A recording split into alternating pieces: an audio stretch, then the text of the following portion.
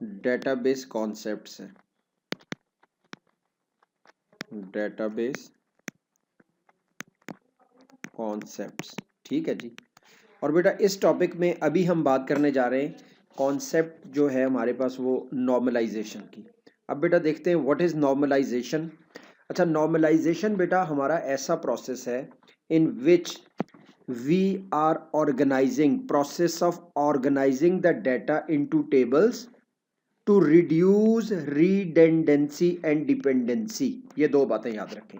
Once we have design our database tables and now we will look into each table whether the fields in the table are uh, are necessary to be there in that table।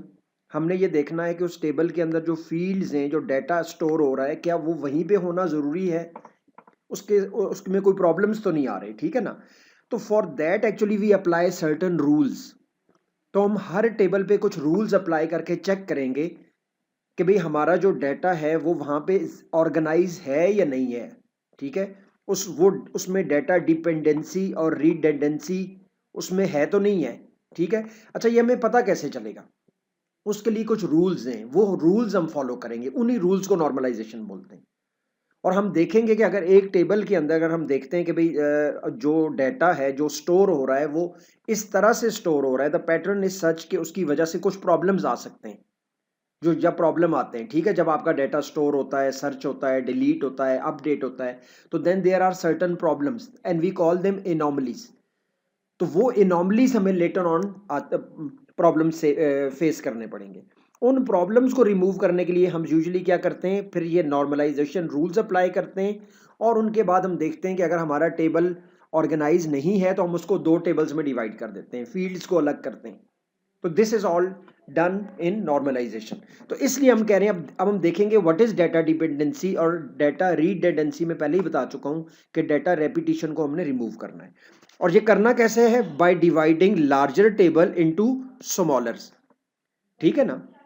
और इसके लिए हम फिर वो tables को जब दो tables में डिवाइड करेंगे, स्मॉलर टेबल्स में डिवाइड करेंगे, तो उनको लिंक करेंगे प्राइमरी और फॉरेन की से, जो ऑलरेडी हम पढ़ चुके हैं। ठीक है ना।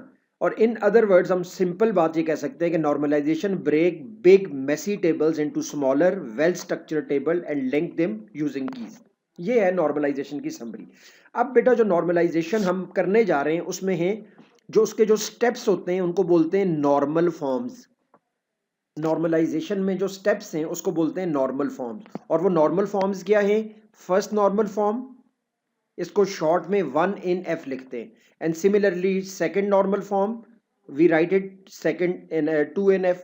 और सिमिलरली थर्ड नॉर्मल फॉर्म को हम शॉर्ट में 3NF लिखते हैं। ये आगे इसकी समरी है, ये मैं भी एक्सप्लेन करने जा रहा हूँ।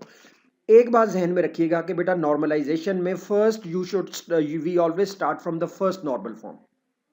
आपने एक टेबल देखा, उस टेबल को चेक अप्लाई करेंगे उस पर रूल्स फर्स्ट नॉर्मल फॉर्म के। If the table is following the rules of first normal form then we go to the second normal form. पहले फर्स्ट नॉर्मल फॉर्म को आप सेटिस्फाइड करेंगे, अप्लाई करेंगे एक टेबल पे, then you can move to the second normal form. और second normal form की condition ही ये है कि पहले टेबल का फर्स्ट नॉर्मल फॉर्म में होना जरूरी है। And same goes with third normal form. अगर आप थर्ड नॉर्मल फॉर्म चेक करना चाह रहे हैं तो मेक श्योर कि पहले फर्स्ट और सेकंड नॉर्मल फॉर्म के रूल्स को आपका टेबल फॉलो कर रहा है, means the table is already in first and second normal form. तो ये पैटर्न आपने फॉलो करना है।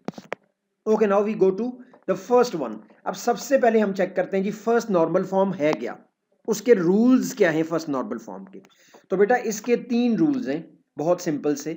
पहला, all field contains atomic data. सबसे बड़ी बात है कि आपका जो एटॉमिक वैल्यूज या एटॉमिक डाटा होना चाहिए, पहली बात ये है। अच्छा, now what does this atomic means? तो बेटा इस टेबल को जरा चेक करें। ये जो टेबल है हमारे पास, दिस वन टेबल, अब ये इसमें एटॉमिक वैल्यूज नहीं है, इसमें नॉन एटॉमिक वैल्यूज हैं। नॉन एटॉमिक का मतलब ये है कि एक सेल के अंदर एक से ज्यादा वैल्यू स्टोर हो रही है। लुक एट दिस सेल, ये एक सेल है, ठीक है। ये इस रिकॉर्ड के अंदर यहां पे जो वैल्यू स्टोर हो रही है ये एक वैल्यू नहीं है, this is not a single value. These are basically two value, maths and physics are two values, ठीक है ना। तो इसको हम कहते हैं नॉन एटॉमिक, ये नॉन एटॉमिक डाटा है। We can not store data like this. आप दो फोन नंबर एक जगह स्टोर कर दें, दो बच्चों के नाम एक सेल में स्टोर कर दें, एनीथिंग लाइक, यहां पे आप सिर्फ एक ही वैल्यू स्टोर करेंगे। तो ये याद रखिएगा, this is not atomic. To make it atomic हमें ये फील्ड यहां से निकालनी पड़ेगी, हमें सब्जेक्ट का कोई अलग टेबल बनाना पड़ेगा, ठीक है, वो खैर अलग वो चीज है। लेकिन मीन्स के वी कैन से कि this table is not atomic because the values are being inserted in one cell more than one values, and these values can easily be segregated, separate, divided, ये तो अलग की जा सकती हैं। तो इसलिए ये this table is not in the first normal form according to this first condition। अच्छा बेटा एक पॉइंट याद रखिएगा, ये एटॉमिक वैल्यूज के हवाले से जो कॉमन पेपर में आपको नजर आएगा वो ये है कि बेटा जो नेम है आपका, नेम, ये जो आपका नेम होता है ना, नेम को भी आपने ब्रेक करना है। अगर किसी टेबल के अंदर फील्ड नेम है और उस नेम के अंदर फुल नेम स्टोर है, for example a name is like this Mohammad Ali, अगर ये फील्ड आपका नेम में ऐसे पूरा नाम स्टोर हो रहा है तो ये भी एटॉमिक नहीं है। ये बात याद रखिएगा, ये कॉमन मिस्टेक हो जाती है स्टूडेंट से। This is non atomic value. अगर किसी टेबल के अंदर आपका फील्ड है नेम की और वो सिर्फ एक ही फील्ड है, नेम लिखा हुआ है, और उसमें आप कंप्लीट नेम लिख रहे हैं, फर्स्ट नेम लास्ट नेम, तो ये नॉन एटॉमिक है, your table will not be in normal form. तो बेटा इसको करना क्या है, इस नेम फील्ड को हमने दो हिस्सों में डिवाइड करना है, जिसको हम कर सकते हैं फर्स्ट नेम और लास्ट नेम। ये बात याद रखिएगा, ये कॉमन क्योंकि मिस्टेक है, ये आमतौर पे देखने में हमें पता नहीं चलता, हम समझ रहे होते हैं इट्स नॉर्मल। नो, इसको फर्स्ट नेम करें, फोर नेम करें, ठीक है, सर नेम करें, या फर्स्ट नेम लास्ट नेम करें। तो नेम को एक साथ नहीं रखना। अगर ये एक फील्ड आपने बनाई हुई है एक नाम की और उसमें पूरा नाम स्टोर हो रहा है, दिस इज नॉन एटॉमिक, ये एटॉमिक है, ठीक है ना। अब ये एटॉमिक वैल्यू होगी इसमें, तो ये भी एटॉमिक होगी और ये भी अब इसमें एटॉमिक वैल्यू स्टोर होगी। तो इसका ख्याल रखिएगा, पहली ये गलती है जो स्टूडेंट कर जाते हैं, ठीक है बेटा। Now we move to the next one. Second rule जो है फर्स्ट नॉर्मल फॉर्म का वो ये है कि नो रिपीटिंग ग्रुप्स और रिपीटिंग एट्रीब्यूट्स। नो ग्रुप्स मतलब रिपीटिंग ग्रुप का यहां पे क्या मतलब है कि एट्रीब्यूट रिपीट नहीं होना चाहिए। एट्रीब्यूट किसको बोलते हैं, मैंने आपको पहले भी बताया है, attribute is also known as field. Attribute को हम फील्ड भी बोलते हैं, ठीक है। तो ग्रुप का मतलब है कि एक ही फील्ड को आपने बार बार रिपीट नहीं करना, मीन्स वो एक ग्रुप बन जाएगा, ठीक है। अच्छा इस बात को समझाने के लिए ये एग्जांपल देखिएगा, यहां से आपको बात समझ आएगी। टेबल विद रिपीटिंग ग्रुप, ये वाला टेबल जो है इसमें रिपीटिंग ग्रुप में क्या चीज रिपीट हो रही है, अगर बेटा आप गौर से देखेंगे तो यू विल सी दैट कि भाई यहां पे ये जो सब्जेक्ट 1 है, सब्जेक्ट 2 है, सब्जेक्ट 3 है, all these 3 fields are basically the same thing. मतलब ये सब्जेक्ट ही है, बेशक इसको हम 1 कहें, 2 कहें, 3 कहें, या इसका नाम चेंज कर दें, इनमें एक सब्जेक्ट की वैल्यू ही स्टोर होगी। दिस इज नॉट अलाउड, ठीक है ना बेटा। नॉर्मलाइजेशन में दिस कॉन्सेप्ट, अगर आपका टेबल में इस तरह की एक ही फील्ड आ रही है, अब जिस तरह मैं यहां पे फोन नंबर रख दूं, phone number 1, phone number 2, phone number 3, email 1, email 2, email 3, या city 1, city 2, city 3, country 1, country 2, country 3, ये अलाउड नहीं है। Means this is basically a one field.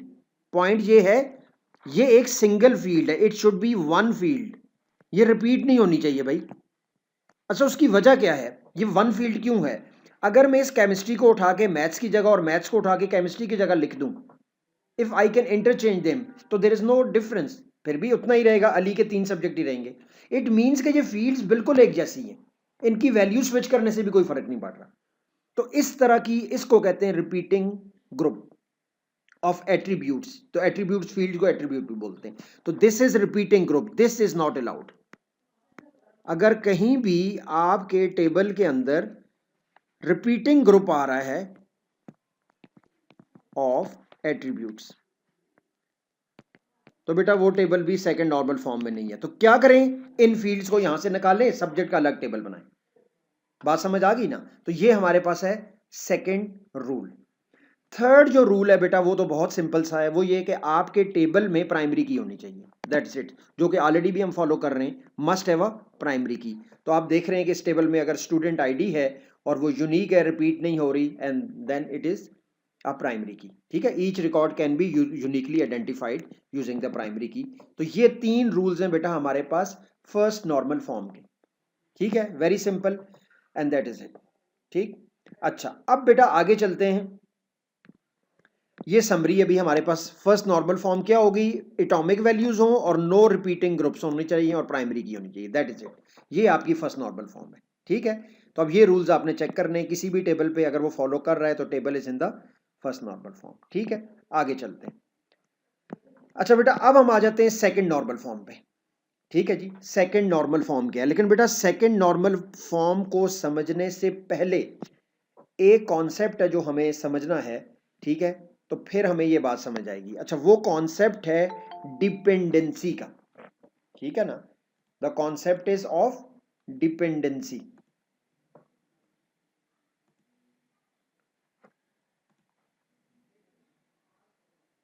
जी बेटा, तो हमारे पास जो कॉन्सेप्ट है सेकंड नॉर्मल फॉर्म को समझने के लिए हमें क्या चाहिए, we need to understand the concept of dependency. भाई डिपेंडेंसी का क्या मतलब है। अच्छा बेटा, जब हम कहते हैं ना कि वन फील्ड, फॉर एग्जांपल आपके पास एक फील्ड, चले मैं इस तरह ले लेता हूँ, स्टूडेंट आईडी, इस बात को समझिएगा।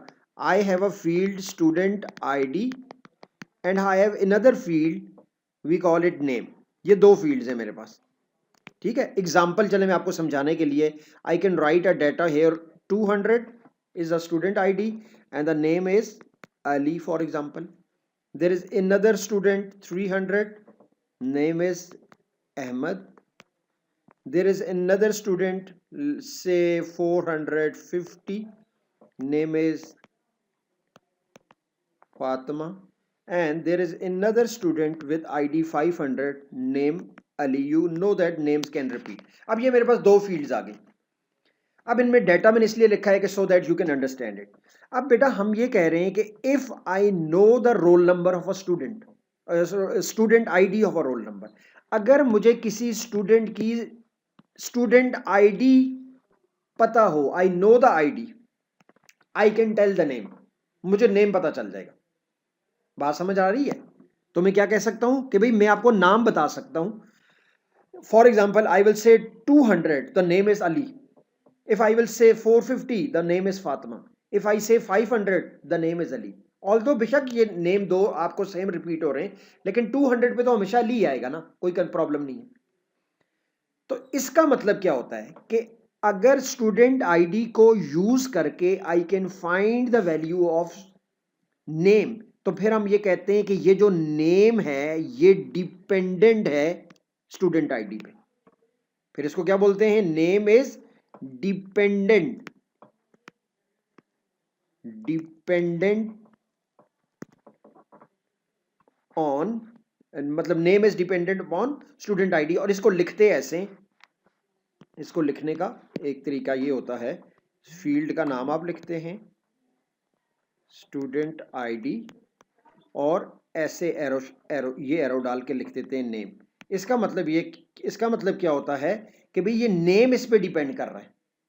Means the value of name can be found if we know the value of student ID, ठीक है। इसमें कोई प्रॉब्लम नहीं है, ठीक है। The value of, it means the value of name field, name चलें, can be found if student id is known, ठीक है।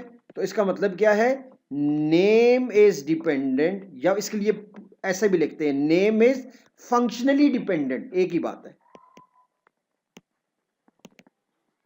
नेम इज फंक्शनली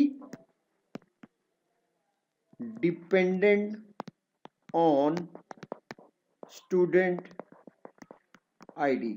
तो बेटा अगर आपको ये डिपेंडेंसी का कॉन्सेप्ट समझ आ गया है तो then we can understand the concept of second normal form and third normal form very easily. तो यहां तक बात समझ आ गई। चलें हम यहां पे आ जाते हैं, इन हैंडआउट्स को देखिएगा जरा।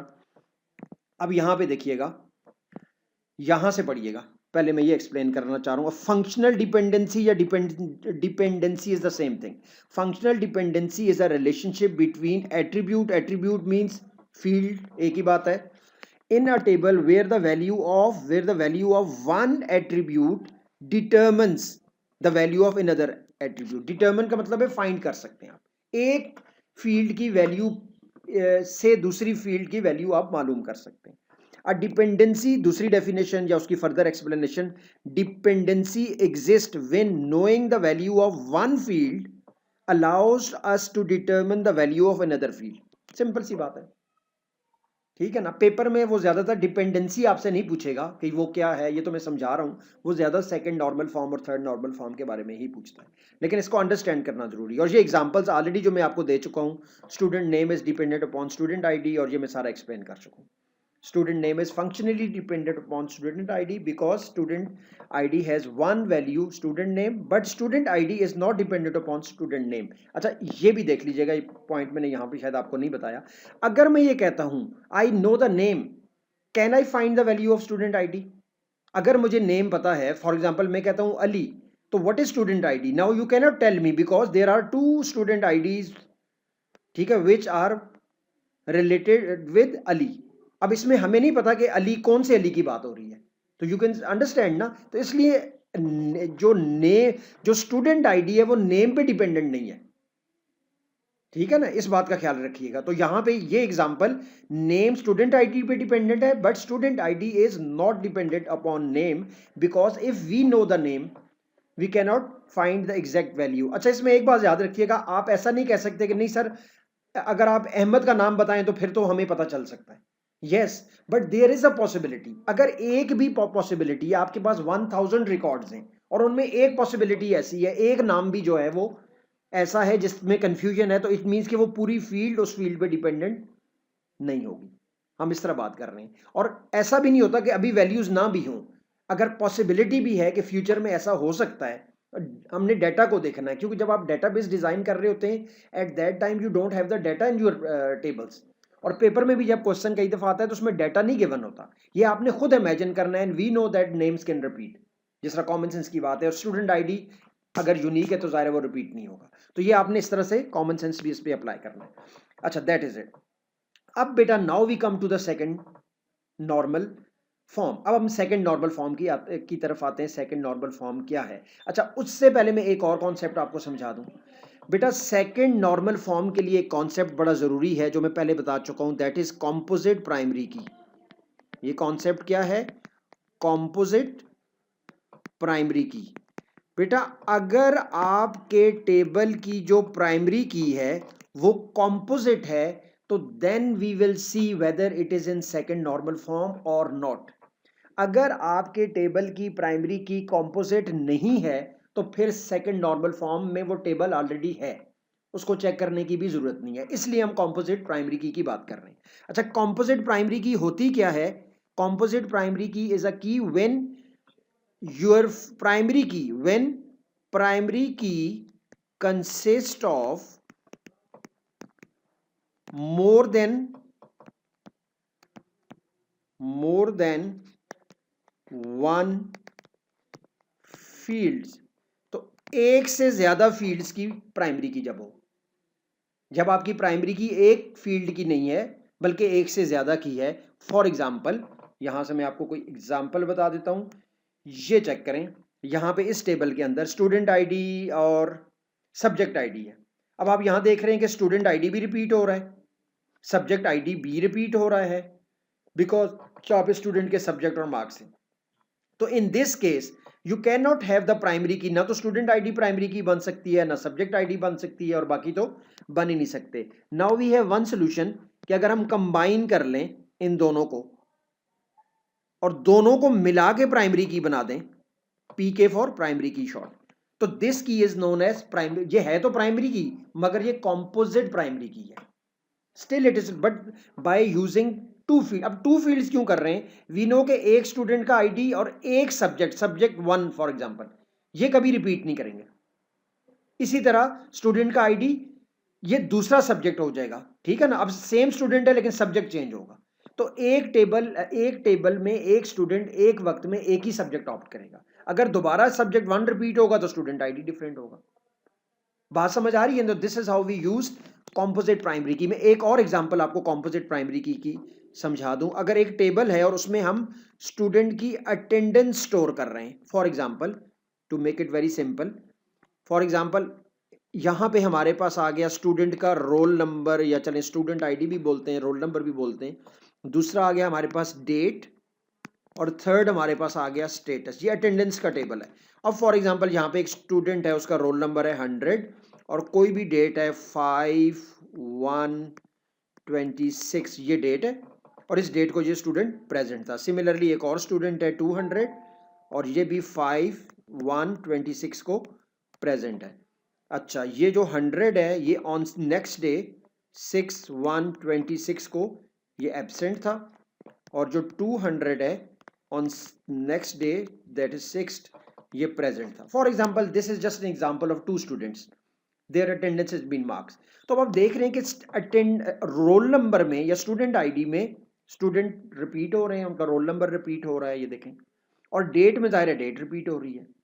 तो now we can not have any primary key in this table, but the solution is, अगर हम इन दोनों को मिलाकर प्राइमरी की बना देते हैं, दोनों को we consider them as primary key, तो ये प्राइमरी की हमारे पास कॉम्पोजिट प्राइमरी की होगी बेटा। ये क्या है? Composite primary key. ठीक है, तो बेटा ये जो कॉम्पोजिट प्राइमरी की है, अच्छा ये बेटा जो कॉम्पोजिट प्राइमरी की है हमारे पास, इसके अंदर हमें किस चीज का ख्याल रखना है? अब यहां पे अगर हम गौर से देखें तो 100 लेकिन डेट से वो है 100, जब दोबारा आ रहा है डेट इज डिफरेंट। ये दोनों मिलकर रिपीट नहीं हो रहे। एक दिन में एक स्टूडेंट की एक ही दफा अटेंडेंस लगेगी, ये टेबल तब काम करेगा। एक दिन में एक डेट पे एक ही स्टूडेंट एक दफा आएगा। डेट और स्टूडेंट रोल नंबर एक दिन एक दफा ही आएगा इस टेबल में। जब दोबारा आएगा तो डेट चेंज हो जाएगी। जब दूसरा स्टूडेंट आएगा, डेट अगर सेम होगी तो स्टूडेंट का आईडी चेंज हो जाएगा। मींस ये कभी रिपीट नहीं करेंगे। इसका मतलब ये है कि ये दोनों फील्ड्स की वैल्यू दोनों की एक वक्त में सेम नहीं होगी, तब ये मिलकर प्राइमरी की है। This means this table has composite primary key. ठीक है, now I come back to my topic. हम पढ़ क्या रहे हैं? We are talking about the second normal form. तो बेटा सेकंड नॉर्मल फॉर्म ये कहता है कि अगर आपके टेबल में प्राइमरी की कॉम्पोजिट है, मैं चले यहां से पहले आपको बिल्कुल सिंपल करके समझा देता हूं। If I have a table, this is a table and this table has for example 4 keys, fields, इसकी 4 फील्ड्स हैं। ठीक है, अच्छा ये फॉर एग्जांपल ए फील्ड है, this is field A, this is field B, this is C, this is D. मैंने just field के नाम बहुत जेनेरिक फॉर्म में रखे हैं ताकि आपको ज्यादा बात बेहतर समझ आ जाए। एंड फॉर एग्जांपल आई से कि ये दोनों फील्ड्स प्राइमरी की हैं, कॉम्पोजिट प्राइमरी की। ठीक है ना, these 2 fields are composite primary key.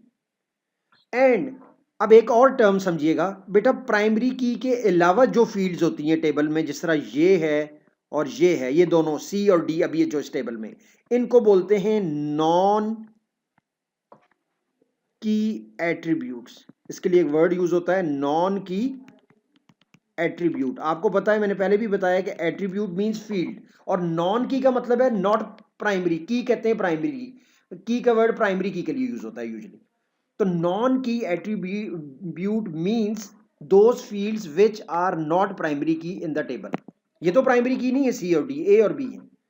तो non key means those fields which are not primary key, fields और attributes which are not part of primary key. ये प्राइमरी की का पार्ट नहीं है, वो नहीं है। अब सेकंड नॉर्मल फॉर्म क्या कहती है बेटा? सेकंड नॉर्मल फॉर्म ये कहती है कि भाई ये जो दोनों फील्ड्स हैं नॉन की एट्रीब्यूट्स हैं, सी शुड कंप्लीटली, मैं एक सेकंड कोई कलर और यूज कर लूं, वो ये है कि ये जो सी है, this C should depend on both A and B. ये सी क्या है, नॉन की एट्रीब्यूट है, ये दोनों पे डिपेंड करना चाहिए। और डिपेंड का मतलब क्या है, मैंने पहले ही आपको बता दिया है, फंक्शनली डिपेंडेंट। सी को ए पे भी डिपेंड करना चाहिए और बी पे भी। एंड सिमिलरली जो दूसरा जितनी भी नॉन की एट्रीब्यूट्स हैं, इसको भी बी पे भी डिपेंड करना चाहिए और ए पे भी डिपेंड करना चाहिए। बात समझ आ रही है ना? इन शॉर्ट क्या बात है कि जो नॉन की एट्रीब्यूट्स हैं, they must fully depend upon primary की। ऐसा ना हो कि सी ए पे डिपेंड कर रहा है और सी बी पे नहीं कर रहा। ऐसा भी हो सकता है ना कि सी डिपेंडेंसी अभी आपको मैंने बताई है, C is depending upon A but C is not depending upon B. तो बेटा ये क्या है, इसका मतलब है C is not fully dependent upon the primary key. वो पूरी प्राइमरी की पे तो डिपेंड नहीं कर रहा, उसके एक पार्ट पे कर रहा है। या फॉर एग्जांपल सी बी पे डिपेंड कर रहा है लेकिन ए पे नहीं कर रहा, तो इसको कहते हैं पार्शियल डिपेंडेंसी। अगर कोई एट्रीब्यूट प्राइमरी की के एक पार्ट पे या किसी एक फील्ड पे डिपेंड कर रहा है, दूसरी पे या बाकियों पे नहीं कर रहा, तो इसको कहते हैं पार्शियल डिपेंडेंसी। तो सेकंड नॉर्मल फॉर्म कहती है no partial dependency, no partial dependency, ठीक है ना, एग्जिस्ट। ये नहीं होनी चाहिए भी टेबल के अंदर। यही काम सी के लिए है। इसी तरह अगर कोई ई होता, एफ, जितनी फील्ड्स होती हैं, जितनी भी नॉन की एट्रीब्यूट्स हैं, उन सबको प्राइमरी की पे फुली डिपेंडेंट होना चाहिए। अगर वो नहीं है तो इसको कहते हैं पार्शियल डिपेंडेंट। फिर वो पार्शियली डिपेंड कर रहे हैं, इसका मतलब वो एक पार्ट पे डिपेंड कर रहे हैं, तो डिपेंडेंसी इज पार्शियल। तो हम ये कह रहे हैं कि there should be no partial dependency, या इन अदर वर्ड्स हम यही कह रहे हैं कि ऑल नॉन की, हम यही कह रहे हैं कि all non key attributes must fully dependent on complete primary की। चलें और इसका कंप्लीट और ऑल पार्ट्स और on all parts of primary की। एक ही बात है, ये मैंने वर्ड्स को बहुत ज्यादा मतलब मिक्स किया ताकि आपको समझ आए।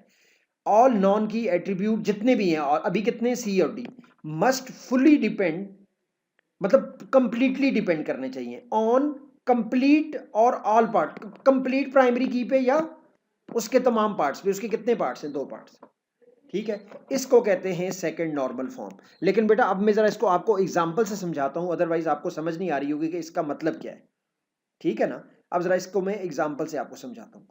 अच्छा, एग्जांपल इसकी ये है कि बेटा यहां से देखिएगा, फॉर एग्जांपल के मैं इसकी एग्जांपल आपको यहीं समझाता हूं। एक एग्जांपल से बात समझाता हूं, आपको ज्यादा बेहतर समझ आएगी। एक टेबल में बना लेता हूं और आपको बताता हूं कि ये सेकंड नॉर्मल फॉर्म में है या नहीं है। अच्छा, एक फील्ड हमारे पास आ गई, दूसरी फील्ड आ गई। चलें, एक हम रख लेते हैं वही रोल नंबर स्टूडेंट का, दूसरा हम रख लेते हैं सब्जेक्ट, तीसरा हम रख लेते हैं मार्क्स, नंबर जो है। स्टूडेंट है 200, इसके सब्जेक्ट है फिजिक्स, मार्क्स हैं 80। एक और स्टूडेंट है 300, इसका सब्जेक्ट है केमिस्ट्री और इसके मार्क्स हैं 70। ये 200 स्टूडेंट है और इसके CS में, कंप्यूटर्स में है 60 मार्क्स। और जो 300 स्टूडेंट है उसके फॉर एग्जांपल मैथ्स में,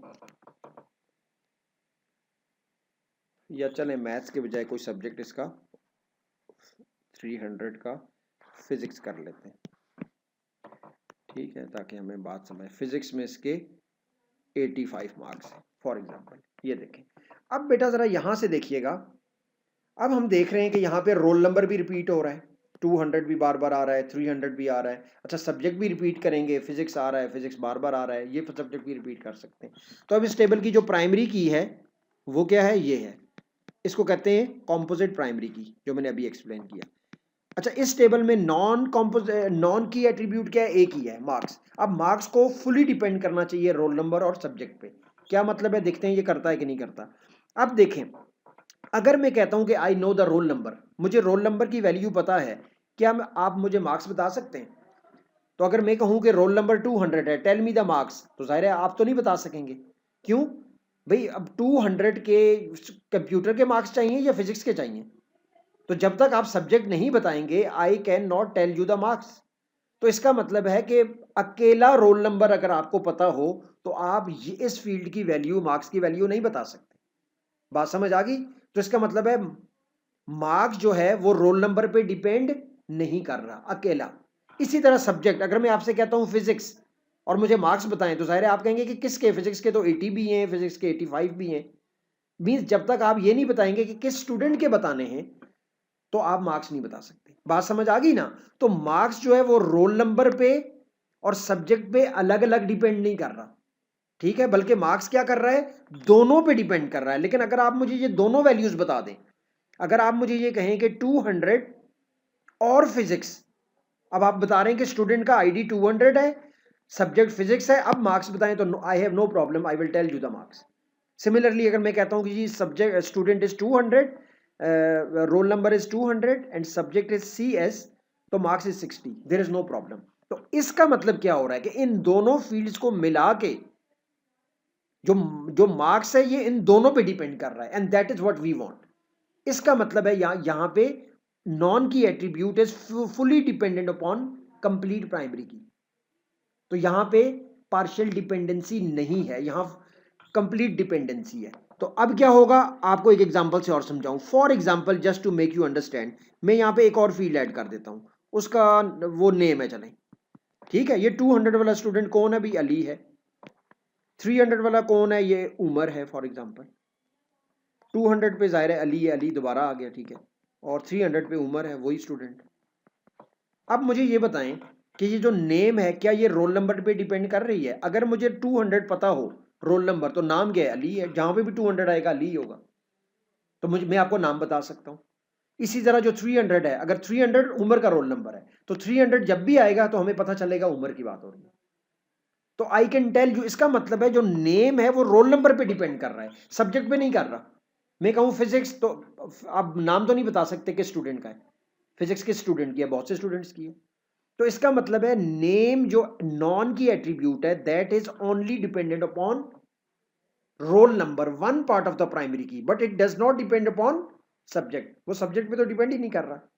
तो इसका मतलब क्या हुआ बेटा, इसका मतलब ये है कि ये पार्शियल डिपेंडेंसी है, और ये टेबल अब सेकंड नॉर्मल फॉर्म में नहीं है। तो ये सेकंड नॉर्मल फॉर्म में कैसे होगा, जब हम इस फील्ड को यहां से रिमूव करेंगे। तो ये आपने देखना है कि आपके टेबल के अंदर कोई ऐसी फील्ड तो नहीं है जिसकी वजह से आपका टेबल सेकंड नॉर्मल फॉर्म में नहीं है। दैट इज इट, ये हो गई बेटा हमारी सेकंड नॉर्मल फॉर्म। तो एक दफा हम यहां पे जरा इसको अब थियोरेटिकली पढ़ लेते हैं। देयर शॉर्ट क्या है, there is no partial dependency, every non key attribute must depend upon whole primary key, not just part of it. I have already explain it. A table is in second normal form if it is in first normal form, ये तो understood है कि first में होगा तो तब, ये मैंने पहले ही बता दिया। And all non key attribute are fully functionally dependent upon whole primary key. तो ये पूरी एक डेफिनेशन उसकी सेकंड नॉर्मल फॉर्म की कंडीशन एक्सप्लेन कर दी है, एंड दैट इज इट। तो ये है बेटा हमारे पास सेकंड नॉर्मल फॉर्म। अब बेटा हम आगे चलते हैं, और अब बेटा हमारे पास आ रही है थर्ड नॉर्मल फॉर्म, ठीक है। तो बेटा जो थर्ड नॉर्मल फॉर्म है वो भी, अगर आपको 2 समझ आ गई है तो थर्ड भी आ जाएगी, ठीक है ना। बिल्कुल छोटा सा इसमें वो कॉन्सेप्ट है, बाकी कोई प्रॉब्लम नहीं है। वो ये है कि now you have another table. मैं दोबारा आपको एक कॉन्सेप्ट वही समझा रहा हूं, यही डिपेंडेंसी वाला है, बहुत छोटी सी बात है। तो यहां पे क्या हो रहा है, अब जरा देखिएगा। फॉर एग्जाम्पल मेरा ये टेबल है, इसके अंदर एक फील्ड है ए, एक है B, this C and this is D. And for example this field is primary key, this field is primary key, single field, यही प्राइमरी की है। अब हम ये कह रहे हैं, और ये क्या है, B C and D, all these are non key attributes. इनको हम क्या बोल रहे हैं, नॉन की एट्रीब्यूट। तो इस टेबल में ये नॉन की एट्रीब्यूट्स हैं because they are not part of primary key. अब हम ये कहते हैं कि अगर ऐसा हो रहा है कि एक एट्रीब्यूट जो कि नॉन की है वो किसी दूसरे नॉन की एट्रीब्यूट पे डिपेंड कर रहा है, ठीक है। अगर एक नॉन की एट्रीब्यूट दूसरे नॉन की एट्रीब्यूट पे डिपेंड करे, अगर ऐसा हो रहा है और वो जो एट्रीब्यूट जिस पे डिपेंड कर रहा है वो प्राइमरी की पे डिपेंड कर रहा है, ये अगर ये काम हो रहा है तो इसको कहते हैं ट्रांजिटिव डिपेंडेंसी। अगर ऐसा है तो it means your table is not in third normal form. इसको कहते हैं ट्रांजिटिव डिपेंडेंसी, कि एक नॉन की फील्ड दूसरे फील्ड पे डिपेंड करे और वो फील्ड प्राइमरी की पे आगे डिपेंड कर रही है। तो ये रिलेशनशिप एग्जिस्ट नहीं करना चाहिए आपके टेबल के अंदर। अगर ये एग्जिस्ट कर रहा है तो इसको आपको रिमूव करना है, ठीक है। चलें मैं यहां पे आ जाता हूं।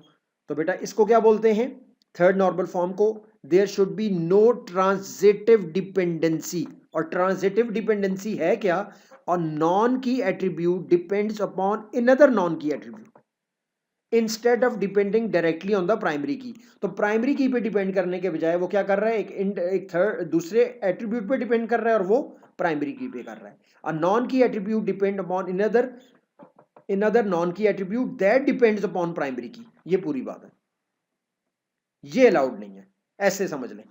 ये इस पे डिपेंड कर रहा है और ये प्राइमरी की पे कर रहा है। तो ये रिलेशनशिप अगर एग्जिस्ट करता है तो it means your table is has transitive dependency and which is means your table is not in third normal form। तो बेटा ये एक एग्जांपल देख लें। इस एग्जांपल में जरा देखें कि क्या हो रहा है। यहां पे देखें स्टूडेंट आईडी आ रहे हैं हमारे पास 3, ये प्राइमरी की है हमारे पास। स्टूडेंट नेम आगे चलें, क्लास आईडी आ गई, क्लास टीचर आ गया। तो बेटा अब जरा यहां से देखिएगा कि ये जो क्लास आईडी है ये क्लास है, तो इसका क्लास टीचर क्या है, ये है। तो अब अगर आप गौर करें तो इसका मतलब ये है कि दिस इज डिपेंडेंट, ये क्लास आईडी अगर आपको पता हो तो टीचर का नाम आप बता देंगे, ठीक है ना। तो इसका मतलब ये हुआ कि क्लास टीचर जो है वो इस पे डिपेंड कर रहा है, ठीक है ना। इसका मतलब क्या है कि क्लास टीचर जो है वो डिपेंड किस पे कर रहा है, क्लास आईडी पे। और ये दोनों क्या है, नॉन की एट्रीब्यूट है, क्योंकि इस टेबल में, इन this table, this is the primary की। इस टेबल में प्राइमरी की तो ये है, तो बाकी ये तीनों क्या है, नॉन की एट्रीब्यूट्स हैं।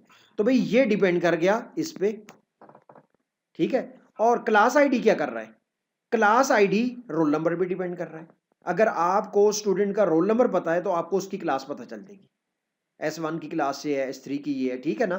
तो कहने का मतलब है ये उस पर डिपेंड कर रहा है, ये इस पर डिपेंड कर रहा है। तो इसको कहते हैं ट्रांजिटिव डिपेंडेंसी, ठीक है ना। नेम, स्टूडेंट नेम भी इस पर डिपेंड कर रहा है, क्लास आईडी डिपेंड कर रहा है, जो असल बात है, और फिर क्लास आईडी आगे से वहां पे उस पर डिपेंड कर रहा है।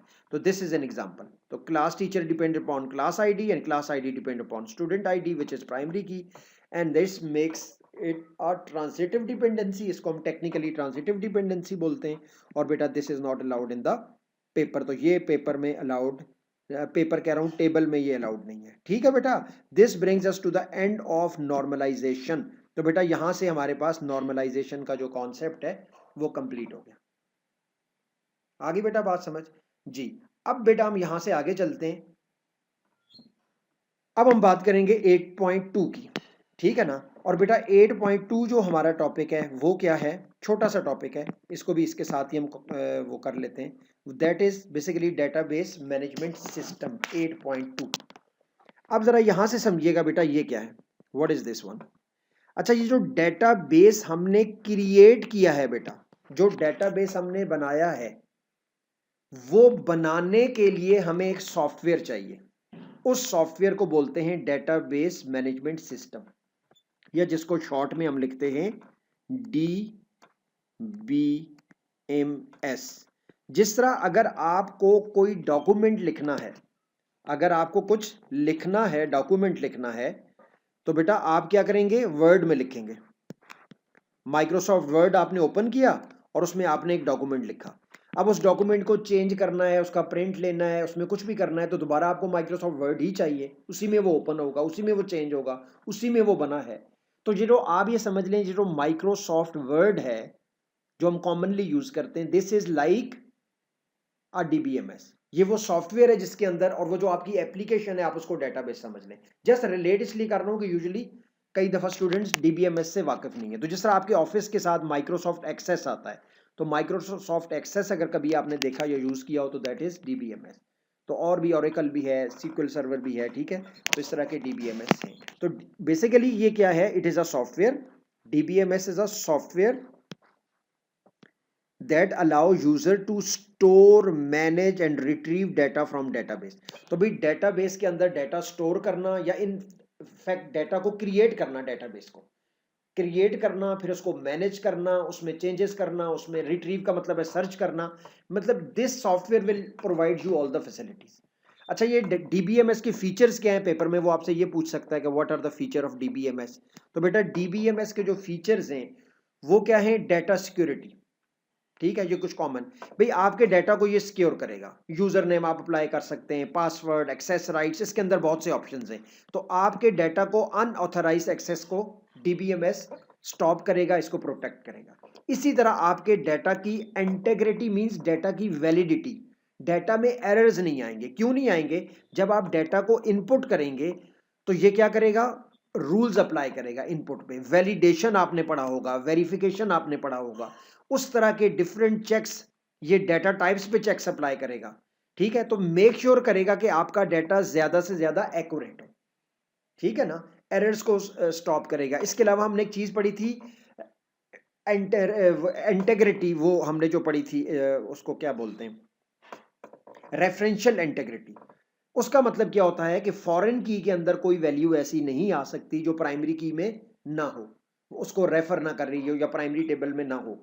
तो every foreign key value must, for every foreign key value there must be a value in its corresponding primary key. तो उसकी वजह से भी बहुत से एरर्स, बहुत सी आपकी डाटा की इंटेग्रिटी जो है वो मेंटेन होती है। इसी तरह डाटा कंसिस्टेंसी है, उसका मतलब ये है कि हर जगह पे जो डाटा होगा वो सेम होगा।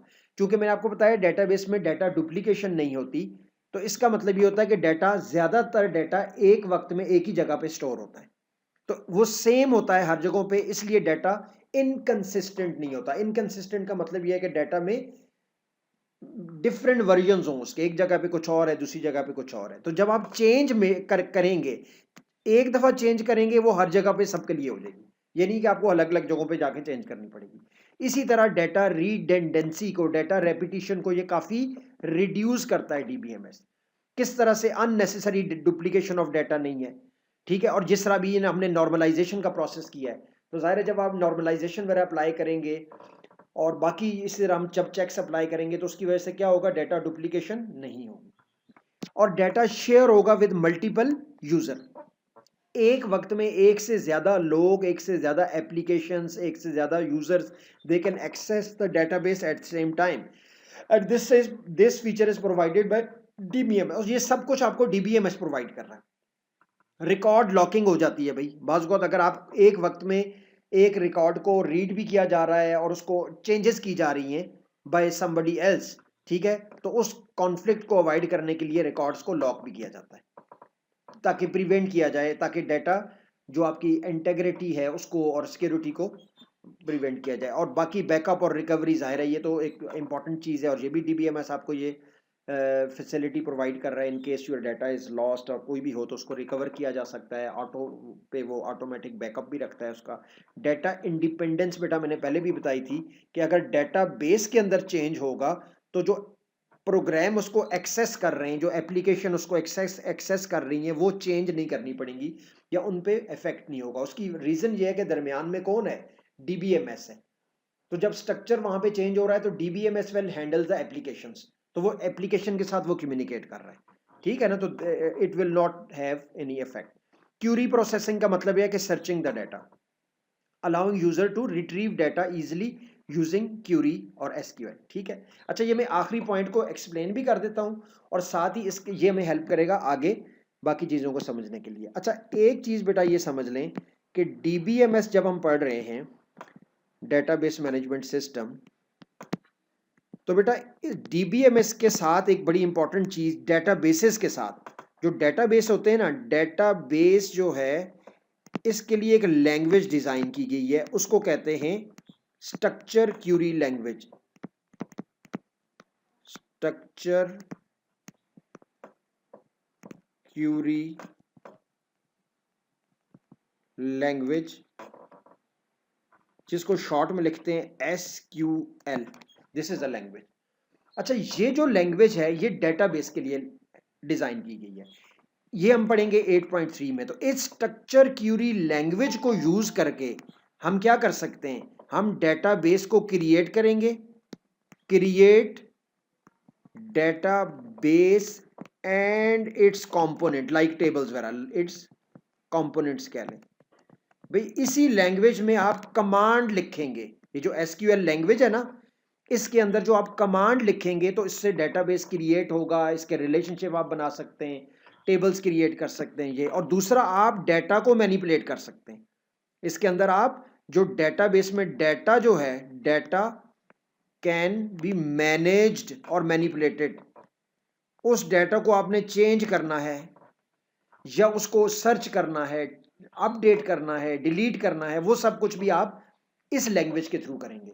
तो कहने का मतलब ये है, जो एसक्यूएल है, this is a very important part in databases, ठीक है ना, दिस लैंग्वेज। अच्छा, इस लैंग्वेज के अंदर हम करते क्या है, एसक्यूएल जो है स्ट्रक्चर क्यूरी लैंग्वेज के अंदर हम कमांड्स लिखते हैं।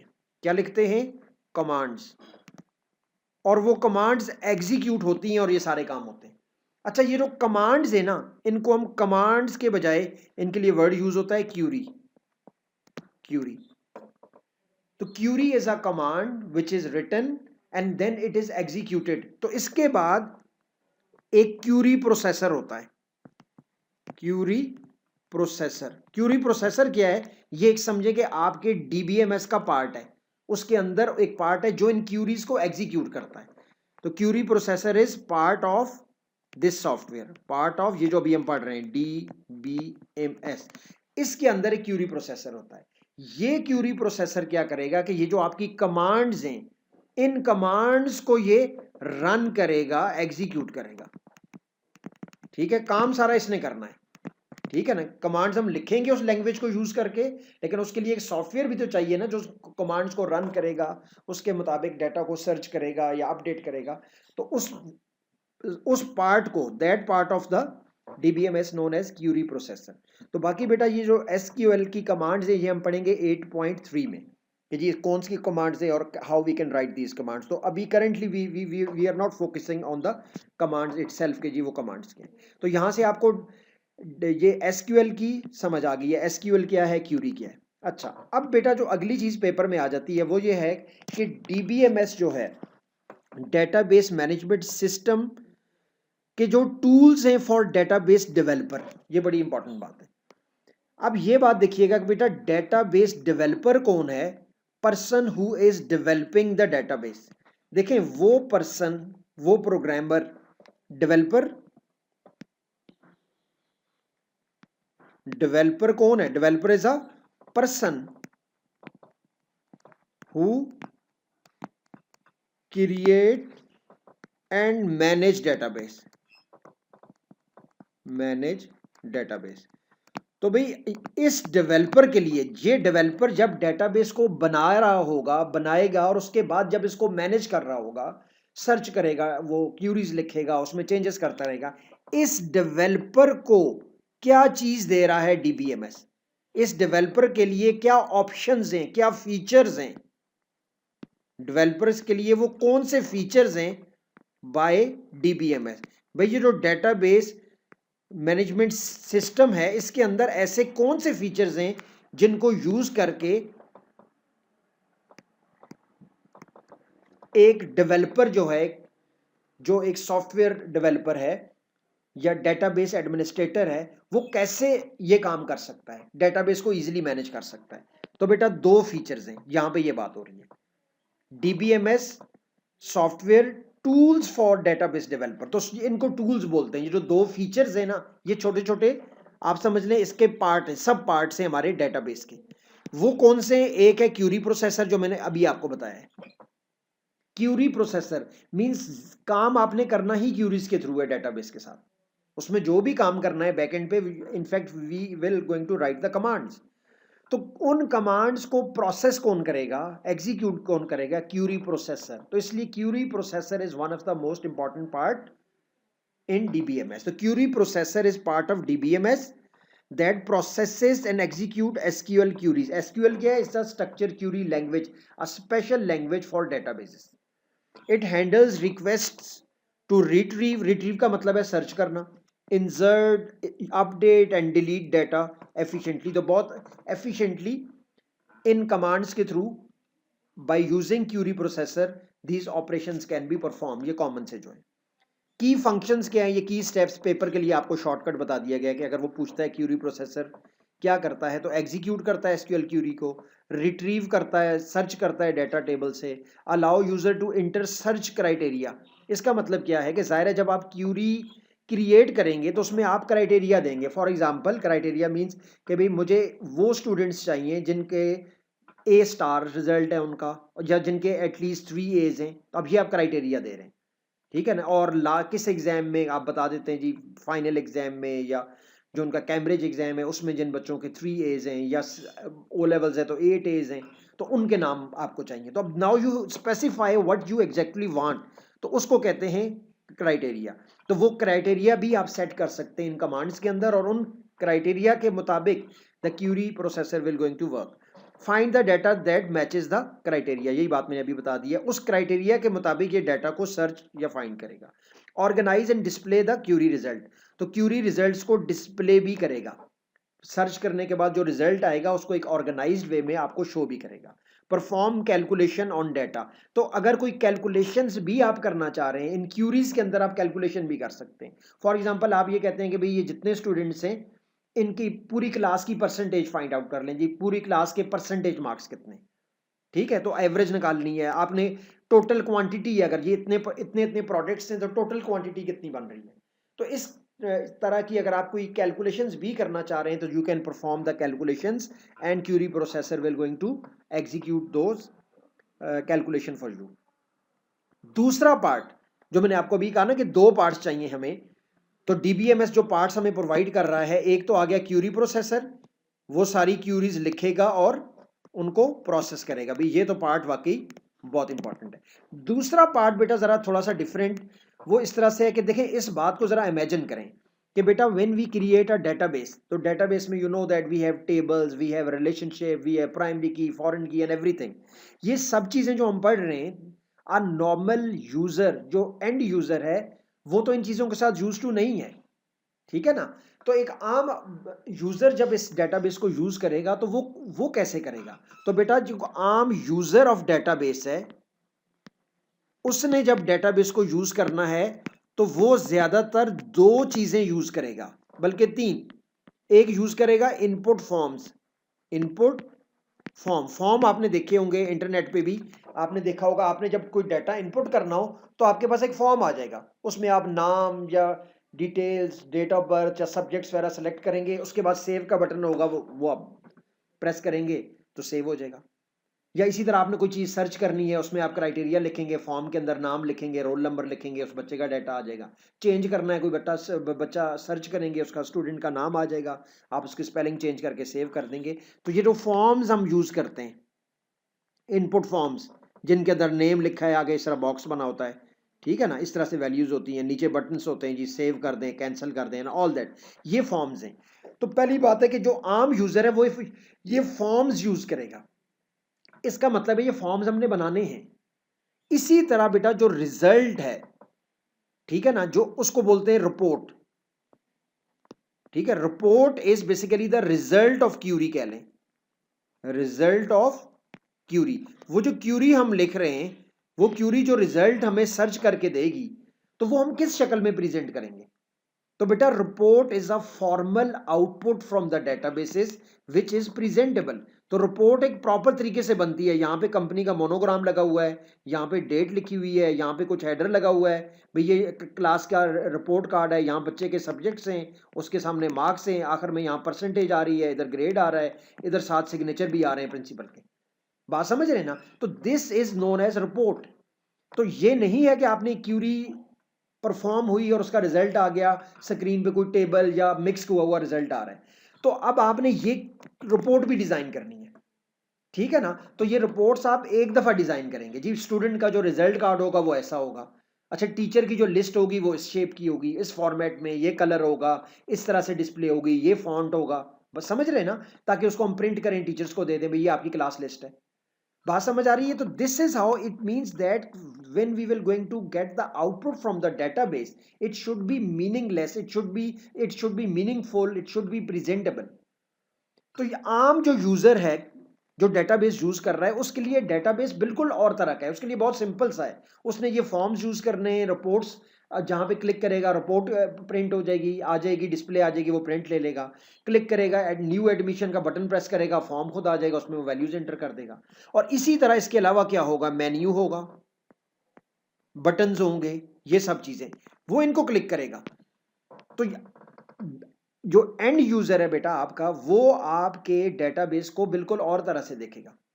वो क्या करेगा, उसके पास बटन लगा होगा, मेन्यू होगा, जिस तरह हम फाइल का मेन्यू क्लिक करते हैं, ठीक है ना, वो क्लिक करेगा, ऑप्शन आ रहे होंगे, हाँ भी न्यू एडमिशन करना है, कोई इंफॉर्मेशन अपडेट करनी है, आपको रिजल्ट चाहिए, कोई रिपोर्ट चाहिए, क्या करना है, तो इस तरह की ऑप्शंस आ रही होंगी, उसने वहां पे टिक करनी है। तो इट मींस कि ये सब चीजें डिजाइन करने के लिए फॉर्म्स, बहुत से फॉर्म्स डिजाइन करने पड़ेंगे, बहुत सी रिपोर्ट्स डिजाइन होंगी, मेन्यूज डिजाइन होंगे, बटन डिजाइन होंगे, आपका फ्रंट इंटरफेस डिजाइन होगा, मेन इंटरफेस जो आपके इसका डेटाबेस का है। इस सब के लिए आपको चाहिए बेटा second feature which is provided by DBMS, और उसको कहते हैं डेवलपर इंटरफेस।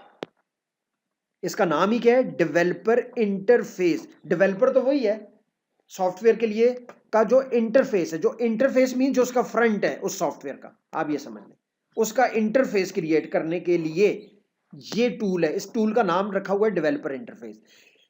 इसकी मदद से आप करेंगे use to design user form है, ये यूज लिखती है, user forms, reports, menus, buttons, ये सब चीजें आप डिजाइन करेंगे यूजिंग डेवलपर इंटरफेस, और इसको कहते हैं front end of the database, ठीक है ना। the developer interface allows the developer to create user friendly forms and reports, simple सी बात है। अच्छा एक बात आपको बता दूं बेटा, जो डेटाबेस है ना, अब देखें, एक है डेटाबेस, जब हम डेटाबेस की बात करते हैं तो इसके अंदर दो चीजें, एक तो है वो टेबल्स वगैरह सब कुछ, इसका बैक एंड, बैक पे ये हो रहा है, और फ्रंट पे मैंने आपको भी बताया है, ये जो फ्रंट है ना इसका, ये आम यूजर के लिए है जो यूज करेगा, ठीक है। और बैक एंड वो है, ये बैक है जहां पे टेबल्स हैं, रिलेशनशिप है, सब कुछ है। तो एक्चुअली हम ये देखते हैं, इसको फ्रंट एंड बोलते हैं, जो सामने नजर आता है। इसको हम कैसे डिजाइन करेंगे, ठीक है, इसको front end of the database भी बोलते हैं, फ्रंट एंड, ठीक है। और ये बैक एंड है आपका, जो कि एक्सपर्ट्स वगैरह यूज करते हैं, बैक एंड, ठीक है। तो ये टर्म वैसे याद रखिएगा, ठीक है। तो जो टेबल्स और जो आपकी क्यूरीज और आपके जो रिलेशनशिप्स, फॉरेन की, प्राइमरी कीज, वो सब कुछ जो हम पढ़ रहे हैं, वो सब कुछ आम यूजर को नजर नहीं आता, वो बैक पे होता है। बात समझ आ गई बेटा। तो ये आ गया हमारे पास डेवलपर इंटरफेस, ठीक है। तो ये दो चीजें इंपॉर्टेंट याद रखिएगा, डीबीएमएस के जो दो टूल्स हैं, क्यूरी प्रोसेसर और developer interface, these are provided. और ये इसमें अंदर फॉर्म्स भी आ जाएंगे, ये मैं पहले ही बता चुका हूँ, फॉर्म्स में क्या है, रिपोर्ट्स में क्या है, ठीक है ना। फॉर्म्स की मदद से you can enter, edit and view data, display query results. Forms में भी आपको रिजल्ट देख सकते हैं, लेकिन वो प्रिंटेबल नहीं होते, लेकिन सिर्फ देखने के लिए। Make data easier using drop down menus, list, button, ये सब कुछ इसमें आ जाता है। और रिपोर्ट्स में display data in clear and organize format, इसमें समरी वगैरह भी आ जाएगी डाटा की, आप इसका प्रिंट भी ले सकते हैं, इसमें चार्ट, कोई ग्राफ भी बनाना चाहें वो भी आपको नजर आ जाएंगे, ठीक है ना। तो ये प्रॉपर है, ये मैनेजमेंट जो व्यू करेगी ना क्यूरी का रिजल्ट, वो ये है। एक तो रिजल्ट आपको फॉर्म में भी शायद कुछ नजर आ जाए, कुछ बच्चों के नाम या कुछ भी आपको चेंज वगैरह करने के लिए, ठीक है, वो और है, मगर प्रॉपर जो प्रेजेंटेबल रिपोर्ट है वो ये है। ओके बेटा। अच्छा आगे चलते हैं बेटा, एक और, अब दो छोटी छोटी चीजें रह गई हैं। तो बेटा एक है डेटा डिक्शनरी, ये एक टर्म है जो डेटाबेस के साथ एसोसिएटेड है। अब बेटा डेटा डिक्शनरी किसको बोलते हैं, देखें डेटाबेस के अंदर दो चीजें, व्हेन वी से डेटाबेस, तो आप गौर करें कि जब हम डेटाबेस क्रिएट करेंगे तो एक तो डेटाबेस खुद है, मींस उसके अंदर टेबल्स हैं, टेबल्स के अंदर फील्ड्स हैं, ये है ना सब कुछ। इसके अंदर प्राइमरी की है, हमने फॉरेन की पढ़ी है, इसमें रिलेशनशिप्स हैं, ये सब कुछ भी तो डेटाबेस ही है ना। और दूसरा चीज क्या है, जो डाटा है, एक्चुअल डाटा, स्टूडेंट्स के नाम, टीचर्स के नाम, सब्जेक्ट्स के नाम, ठीक है ना, उनकी इंफॉर्मेशन, स्टूडेंट्स हैं, कुछ भी टीचर्स हैं, ठीक है ना, सब्जेक्ट्स हैं, ये सब कुछ।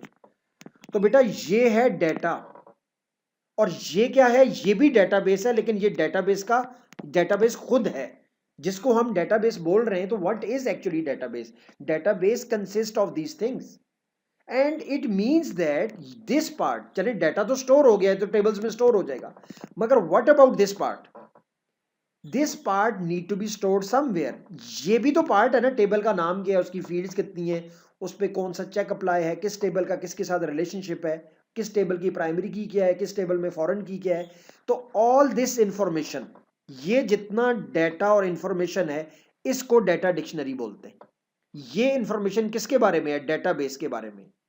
डेटा बेस, ठीक है ना, ये खुद डेटाबेस के बारे में। Database, this is about database, you can say this is data about database, this is data, ये भी तो एक किस्म का डाटा है, और ये किसके बारे में है? अबाउट डेटाबेस, ये डेटाबेस के बारे में, ठीक है, डाटा अबाउट डेटाबेस, ठीक है। इसको मेटा डाटा भी बोलते हैं, मेटा डाटा, ये टर्म है एक बस। लेकिन इन शॉर्ट, बहुत सिंपल वर्ड्स में हम कह सकते हैं, data dictionary is central store of information about the database. ये अब डाटा की बात नहीं हो रही, डेटाबेस, डेटाबेस या database structure, not actual data. ये एक्चुअल डाटा जो टीचर्स का, स्टूडेंट का, बुक्स का है, वो नहीं, बल्कि डेटाबेस के बारे में जो इंफॉर्मेशन है वो। अ data dictionary stores details about tables, fields, data type, relationship, keys and validation rules and database. It is like a database about the database. भाई डेटाबेस के बारे में एक और डेटाबेस है या डाटा है, इसी को मैंने कहा मेटा डाटा। और डाटा डिक्शनरी में क्या स्टोर होता है? पेपर में कई दफा वो आपसे ये पूछ लेता है। तो बेटा ये कुछ कॉमन सी चीजें हैं, टेबल्स के नाम, फील्ड जो मैंने बताए, डाटा टाइप्स, फील्ड्स, प्राइमरी की, रिलेशनशिप, वैलिडेशन रूल्स वगैरह, ये ठीक है। तो ये कॉमन सी चीजें हैं जो हम स्टोर करते हैं डाटा डिक्शनरी के अंदर। तो भैया पेपर में छोटा छोटा क्वेश्चन आ जाता है, 1-2 नंबर का आ जाएगा जी, व्हाट इज डाटा डिक्शनरी, उसमें ये क्या चीजें स्टोर हो रही हैं, आप यहाँ से लग सकते हैं। तो बस बेसिक आइडिया, और उसमें कुछ नहीं। और बेटा लास्ट पॉइंट आ गया हमारे पास, levels of schema, levels of schema of database. अच्छा, अब एक जो डेटाबेस है बेटा, उसके 3 लेवल्स हैं, ठीक है ना। आप ये समझ लें कि डेटाबेस जो है उसके 3 लेवल्स हैं। जब हम डेटाबेस की बात करेंगे तो अगर आप इसको देखें तो इट हैज 3 लेवल्स, ठीक है ना। एक जो हमारा लेवल 1 आ गया, ठीक है ना। अच्छा, ये वो लेवल है जो यूजर को नजर आता है, जो मैंने आपको अभी बताया है, जो आम यूजर यूज करने वाला है, यूजर, एंड यूजर कह लें, जिसने यूज करना है। It can be a layman, जिसको कंप्यूटर साइंस का या डेटाबेसेस का कोई कॉन्सेप्ट नहीं है, वो भी इसको यूज कर सकता है, लेवल 1। अच्छा, लेवल 2 जो है, अभी मैं इसको लेवल 1-2 कह रहा हूं, नाम बाद में बता रहा हूं। लेवल 2 जो है ये एक्सपर्ट्स के लिए है, ये उन लोगों के लिए जिन्होंने टेबल्स में चेंजेस करनी है, रिलेशनशिप बनाने, जो उस पार्ट को देख रहे हैं। तो ये डेवलपर ये काम करता है, डेवलपर, या यहां पे जिसको कहते हैं डेटाबेस एडमिनिस्ट्रेटर। यहां पे कौन होता है? Database administrator. ये तो ये एक्सपर्ट्स के लिए है, जो डेटाबेस को समझने वाले, ठीक है ना, उसके उसमें चेंजेस करने वाले, उसको अपडेट करने वाले लोग जिन्होंने इसको बनाया है, they look at database at this level, ठीक है। And there is another level, third level, level 3।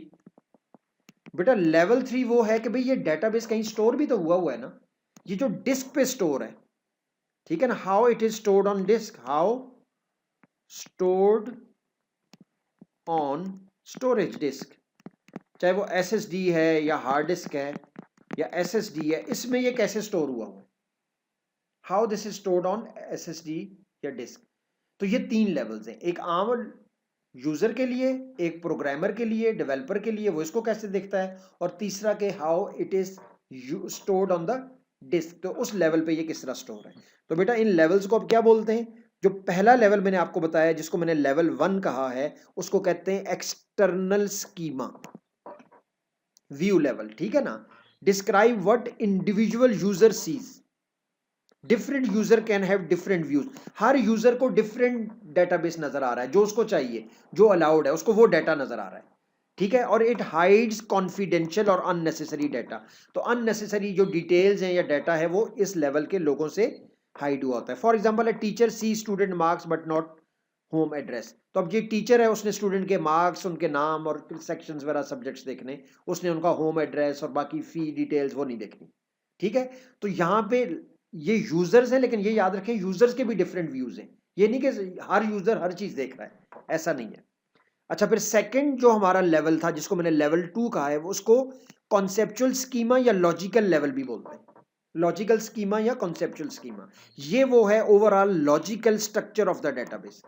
ये डेटाबेस का लॉजिकल स्ट्रक्चर है जिसके अंदर टेबल्स हैं, फील्ड्स हैं, रिलेशनशिप हैं, कंस्ट्रेंट्स मींस वो जो हमने वैलिडेशन चेक्स वगैरह लगाए हुए हैं उनको कंस्ट्रेंट्स भी बोलते हैं, independent of how data is physically stored. ठीक है। अच्छा, ये इंडिपेंडेंट, इसका डीबीएमएस के साथ, ये बहुत इंपॉर्टेंट पॉइंट है, नोट क्या है कि ये जो डिजाइन है एक्चुअली ये डेटाबेस का डिजाइन है। ये जो लेवल है ना, this is the design of database, जिसको आप किसी भी डीबीएमएस में बना सकते हैं। This is design of database mean ये लॉजिक है एक्चुअली, कितने टेबल्स हैं, कौन सा टेबल किसके साथ लिंक है, किस टेबल में क्या फील्ड्स हैं। अब आप इस डिजाइन को किसी भी डीबीएमएस में इंप्लीमेंट कर सकते हैं। ये जो लेवल 2 है ये एक किस्म का घर का मैप है, डिटेल्ड ड्राइंग है घर की, डिटेल्ड मैप है। तो by using that any constructor can construct the house, but ठीक है ना, लेकिन उसका जितना लॉजिकल और जितना उसके अंदर डिटेल्स हैं और उसका सारा स्ट्रक्चर और वो कैसा होगा वो सब कुछ यहाँ पे डिफाइंड है। तो इस डिजाइन को एक्चुअली कंसेप्चुअल स्कीमा बोलते हैं। ठीक है ना, ये बेशक सॉफ्टवेयर में ना बनाओ, ये जो डिजाइन है ये इसको हम बोल रहे हैं। ठीक है ना, student table link to class table using foreign key. अब ये बात है, चाहे आप डीबीएमएस बहुत से मार्केट में, तो कोई भी डीबीएमएस यूज करें लेकिन उसमें काम यही होगा, क्योंकि ये हमने ऐसे ही डिजाइन किया है। तो ये जो डिजाइन है इसको क्या कहते हैं, conceptual schema. It describe the structure and relationship of database without depending upon any specific DBMS. तो इसमें ये नहीं कि आप किसी डीबीएमएस की बात नहीं करते और सॉफ्टवेयर की बात नहीं करते कि किस में बनेगा, ये किसी में भी बने, ये इंडिपेंडेंट ही है। और लास्ट में बेटा हमारे पास आ गया इंटरनल स्कीमा, या जिसको फिजिकल लेवल भी बोलते हैं, थर्ड लेवल जो मैंने अभी लिखा था। This describe how data is actually stored on storage devices. ठीक है, फाइल ऑर्गेनाइजेशन, इंडेक्सेस क्या हैं, स्टोरेज मेथड्स कौन से यूज हुए, हिडन फ्रॉम द यूजर, ये आम यूजर को इसका नहीं पता। How records are stored on disk और एसएसडी, एसएसडी पे या डिस्क पे, डाटा पे एसएसडी में किस तरह से डेटाबेस आपका स्टोर्ड है। तो ठीक है बेटा, ये इसका थर्ड लेवल है, तो इसके बारे में आपने थोड़ा सा देख लेना है। ठीक है, तो अब बेटा मैं आपको थोड़ा सा एक ओवरव्यू दे